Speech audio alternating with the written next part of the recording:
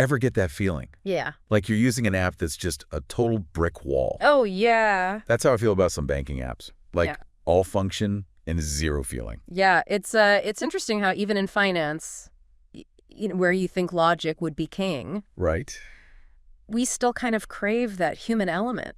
It's so true. And that's actually what we're going to dive into today. It's how some fintech companies are actually working to build products with like actual soul. Okay. We've got this article, it's from UXDA, it's called Purpose-Driven Fintech. Mm-hmm. And it really got me thinking differently about how we interact with money digitally. Okay. So Gary, are you ready to have your mind blown about how even like a banking app can have feelings? I'm ready. Let's do it. All right. Yeah. So UXDA is essentially arguing that in a world that's just absolutely overflowing with digital noise, right, products need more than just a feature set. Yeah. They need a soul. Okay, so what does that even mean? Like, are we talking about AI therapists built into my budgeting apps? Not quite. So UXDA defines soul as the ability for a digital product to evoke strong positive emotions. Okay. And then embody the values of the creators. So it's going beyond just pure functionality to create this deeper connection with whoever's using it. So it's less about the app doing something extra and more about how it makes you feel when you are using it. Exactly. And they make a really great analogy in the article. Imagine a tea kettle. And this tea kettle costs like 5 times more than your standard tea kettle. Okay. It's harder to clean, it doesn't have any fancy tech features, but people still buy it. Okay. I'm intrigued. Yeah. Why? What's so special about this tea kettle? It's all about the experience. So the design, the materials, even the ritual of using this thing, it connects with people on an emotional level. They're not just paying for the outcome of boiled water, they're paying for that feeling. They're paying for the connection to it. That makes sense. Yeah. It's like you can buy a cheap notebook or you can get one that's like beautifully bound and it feels amazing to write in. Right. It's the same function. Yeah. But the experience is totally different. And UXDA argues that this applies directly to fintech. Oh. Their research shows that customers are way more loyal. They're more satisfied with brands that they perceive as human. Okay, so more loyal, more satisfied customers. Yeah. Why should I, the person listening to this right now, care? What's the real-world impact of all this soul-searching? Well, think about it this way. What if your banking app could anticipate your needs? What if it could actually help you achieve your financial goals and actually make you feel good about managing your money? Sign me up. Right. That's the kind of loyalty and engagement that soulful fintech is going for. Interesting. It's about building a relationship with a brand that you feel like understands you. So it's not just about me feeling warm and fuzzy inside. It's about me actually getting a better experience overall because the company gets me. Exactly. And to do that, UXDA has actually identified 7 key pillars for building these soulful products. Okay. Humanity, purpose, connection, story, personality, passion, and focus. 7 pillars. There. All right, let's break them down. So first up, humanity. What does that even look like in the context of something like fintech, which feels very impersonal? Right. It's about treating customers like people, not just numbers. Yeah. Imagine you have an issue with your account, and instead of being stuck in, the automated phone tree hell, you get connected to a real person who actually listens and helps. Okay. That's humanity in action. That makes sense. It's like remembering there's an actual human on the other side of the screen. Yeah. But UXDA says humanity goes beyond customer service, right? Way beyond. It's also about acting ethically, being transparent as a company. Think about Tesla. Okay. Love them or hate them, they've built a brand on this idea of sustainable transportation. Right. And that resonates with people. It's not just about selling cars, it's about a bigger purpose. Right. Which brings us very nicely to the next pillar, which is purpose. Exactly. And everyone loves a company that stands for something. Everyone. And think about Nike, right? With their message of athletic achievement. Right. Apple, empowering creativity. Having this strong sense of purpose gives your product meaning. It goes way beyond just the function. And in fintech, where features are so easily copied, having a clear purpose, that helps a company stand out.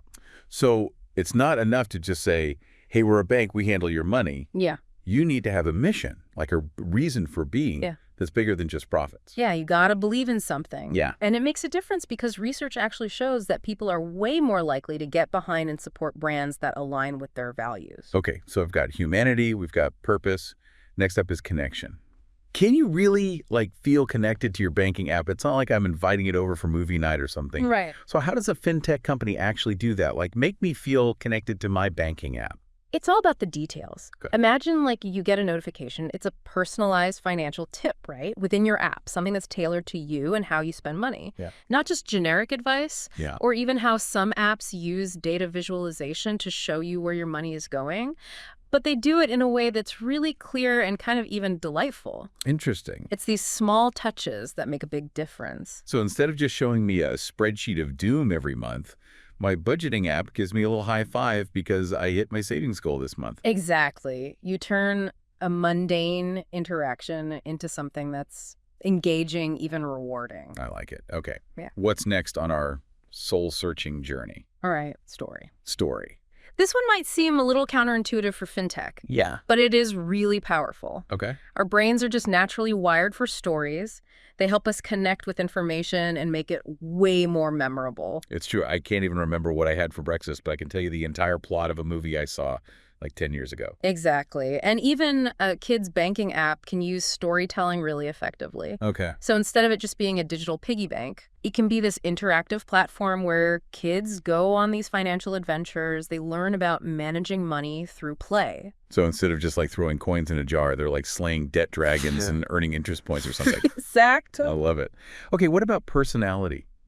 How do you give a banking app a personality, it seems like, trying to teach a robot to tell jokes? Yeah, think of it less about jokes and more about a consistent vibe. Okay. So look at GoDaddy. Oh. They're playful, they're irreverent, they're all about empowering small businesses. And that personality, it shines through in everything they do. It's their marketing, it's their customer service, it's everything. So it's about being authentic, letting your brand's character come through in every interaction, not just slapping a mascot on something and being like, boom, we got personality. Yeah, exactly. Don't slap a mascot on it.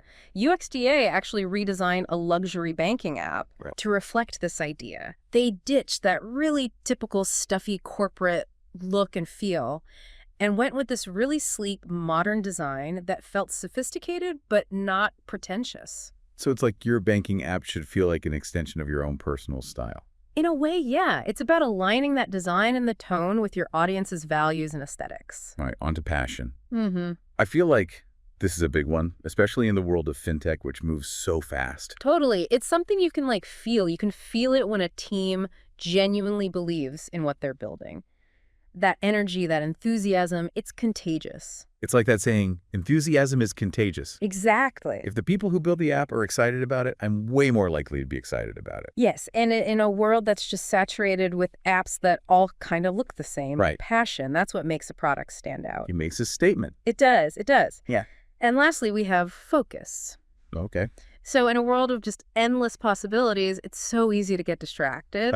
Soulful products, though, they stay true to that core purpose. Yeah, you can't be everything to everyone. You need to pick a lane and really excel in that lane. Exactly. Yeah. And for fintech, right, that means creating a seamless experience across every single touch point. Okay. So think about the mobile app to your customer support interactions. It's about delivering on your promises and then proving to people you're not all talk, like you're actually taking action. Yeah, because like nothing's worse than an app that like promises you the world and then just totally under-delivers. It's true. It's like you go to a restaurant and it has like amazing reviews. Right. And then you get there and the food's bland and the service is awful. The worst. You know, and a truly soulful product, especially in fintech where we're talking about trust, is so important. It needs to like walk the walk, not just talk the talk. Yeah, it's about backing up those like big soulful promises with an experience people can actually use. Yeah, you got to make it easy. You got to make it enjoyable. And that's what makes this whole conversation about soul and fintech so important. Because it's not just about aesthetics. It's not just like some marketing fluff. Right. It's like a fundamental shift in how we think about designing and interacting with all of our financial stuff. So it's less about tricking people into liking their banking app and more about actually building something that adds value to their lives. 100%. It's about creating this financial ecosystem that's not only functional, but it actually resonates with people emotionally. Think about it. What if managing your money didn't feel like this horrible chore that you had to do, Please. but it was actually empowering and, dare I say, maybe even enjoyable? Okay, I'm convinced, but how do we make this happen? Like, is it just up to these fintech companies to suddenly become more soulful? Well, it takes two to tango, right? Okay. So companies need to embrace these principles: humanity, purpose, connections, story, personality, passion, focus. But as users, we've got a role to play too. Okay, so what can we do besides just like crossing our fingers and hoping that our banking apps have like a spiritual awakening? Don't just settle. Be discerning. Aye. Don't settle for this purely transactional relationship with your financial tools. Look for companies that share your values, that you feel get you, that go beyond just like looking at numbers on a spreadsheet to offer a more human experience. So we've got to be mindful about how these apps make us feel, Yeah. not just what they allow us to do. If it feels like a chore, maybe it's time to look for a more soulful alternative. Exactly. And when you find it, support it. Yeah. You vote with your wallet and you let these companies know you're not just a number, you're a human being, and you deserve to be treated as such. Even in the digital world of finance. Especially in the digital world of finance. I love it. Well, that's a powerful message to end on. So, as we kind of wrap up our deep dive here into the soul of fintech, what's the one thing you want our listeners to take away from this conversation? I think in a world that's just, again, consumed by technology, the products that are really going to win, the ones we're going to connect with, they're the ones that reach us on a deeper, more human level. That includes even the tools that we use to manage our money. It's not just about convenience. It's not even necessarily about cutting-edge tech. It's about feeling like you're understood, that you're valued, and that you're a part of something that's bigger than yourself. 100%. It's about finding the products, even in fintech, that have soul.